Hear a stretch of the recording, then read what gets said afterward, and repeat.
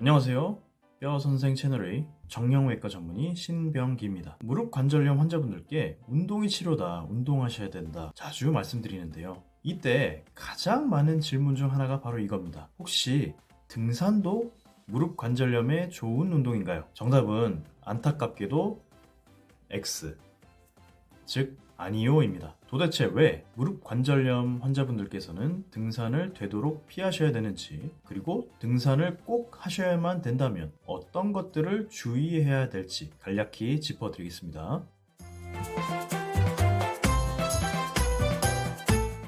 자, 왜 등산이 무릎 관절염에 좋지 않은가? 이유는 등산은 일단 올라가면 반드시 내려와야 된다는 점입니다. 이게 무슨 얘기냐? 우리 무릎은 평지를 갈 때나 오르막을 갈 때에 비해서 내리막을 내려갈 때 순간적으로 더 큰 충격과 스트레스를 받게 됩니다. 자, 내리막을 내려오는 한 걸음 한 걸음은 사실 우리 몸이 높은 곳에서 낮은 곳으로 떨어지는 그 에너지를 한 걸음마다 나눠서 무릎이 충격을 흡수하는 거예요. 예를 들어서 사람이 6층 건물 높이에서 갑자기 떨어진다면 굉장히 위험하겠죠. 하지만 6층 높이에서 계단을 통해 걸어 내려온다면 당연히 다치지 않습니다. 왜냐? 한 층을 내려가는데 예를 들어서 계단이 20개 있다 치면 6층에서 1층으로 내려올 때는 총 100개의 계단을 내려오게 되겠죠. 6층에서 땅으로 한 번에 떨어지는 그 충격을 100개의 계단을 내려오면서 무릎과 다른 하지 관절이 100번에 나누어서 그 충격을 흡수하기 때문에 안 다치는 거죠. 뭐 너무 당연한 이야기입니다. 자, 문제는 그렇게 100번으로 나누어서 충격을 흡수할 수 있게 해준다 하더라도 만약 무릎에 관절염이 있다면 그렇게 잘게 나누어서 받는 충격조차도 무릎에 부담이 될 수 있다는 것입니다. 왜냐? 무릎 관절염이 있는 환자분들 중 상당수는 무릎 주변의 근육이 약해져 있고 무릎 관절을 보호하는 인대, 반월상 연골 같은 구조물들 역시 손상되어 있거나 약해져 있을 때가 많기 때문이에요. 자, 이해를 돕기 위해서 제 영상에서 몇 번 소개해드린 바와 같이 무릎 관절을 집에 비유해서 설명을 한번 드려볼게요. 자, 여기 집이 있습니다. 지은 지 얼마 안 되는 튼튼한 집이에요. 집의 기둥, 집의 벽 모두 튼튼합니다. 만약 이 집에 연속적으로 강풍과 폭우가 몰아쳤다고 치죠. 다들 아시다시피 아무리 바람이 심하고 폭우가 온들 집의 기둥과 벽이 튼튼하다면 이 집은 끄떡없을 겁니다. 자, 여기 또 다른 집이 있어요. 이 집은 안타깝게도 좀 여기저기 망가져 있는 집이네요. 집의 기둥은 여기저기 파손이 되어서 많이 약해져 있고요. 집의 벽 역시 여기저기 균열이 있습니다. 만약 이러한 집에 연속적으로 강풍과 폭우가 몰아친다면 어떨까요? 앞서 본 튼튼한 집과는 상황이 다르겠죠. 집의 기둥은 흔들흔들 거릴 수 있을 것이고 벽도 더 균열이 생기고 불안정해질 수 있겠죠. 결국 집 전체의 안정성이 더 악화되고 집 전체가 조금씩 더 붕괴될 수도 있을 겁니다. 다들 감을 잡으셨겠지만 여기서 집은 우리의 무릎입니다. 집의 기둥은 우리 무릎의 연골, 인대, 뼈같이 단단하게 무릎을 받쳐주는 구조물들이죠. 집의 벽은 무릎 주변의 근육에 해당합니다. 연속적인 강풍과 폭우는 내리막길을 가면서 무릎에 가해지는 충격이에요. 평지를 갈 때는 무릎에는 마치 가벼운 산들바람과 같은 가벼운 자극만 갈 수 있겠죠.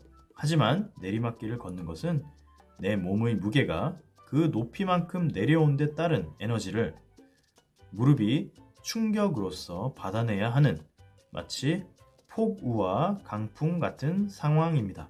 관절염이 진행함에 따라 약해진 무릎에 내리막에서 오는 충격을 받아내게 하는 것은 결국 마치 기둥과 벽이 약해진 건물에 지속적으로 충격을 가하는 것과 같다는 것이죠.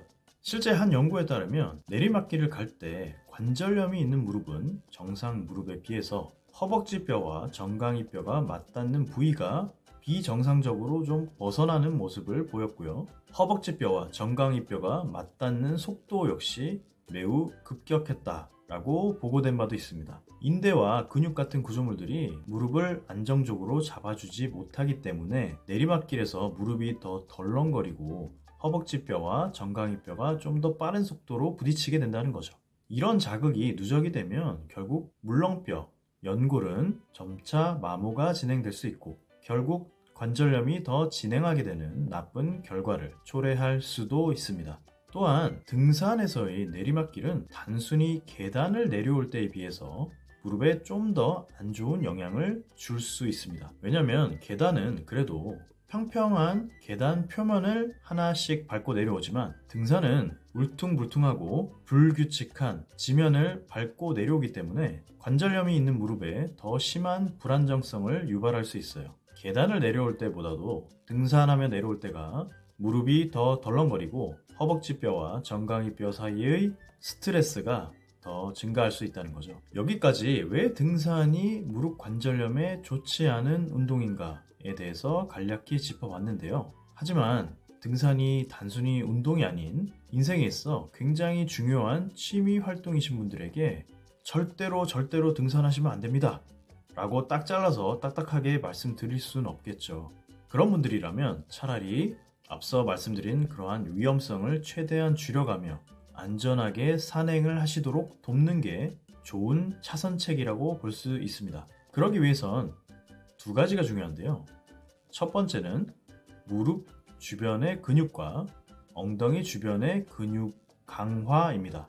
집의 벽이 두터워지면 집 전체의 안정성이 늘어나는 효과를 얻을 수 있듯이 하체의 근육을 강화시키는 것은 관절염이 있는 무릎을 안정화시키는 데 매우 큰 도움이 됩니다. 이 운동에 대한 설명은 과거에 올려드린 이 영상에서 좀 더 자세히 설명드린 바 있으니 한번 참고해 주시면 좋을 것 같아요.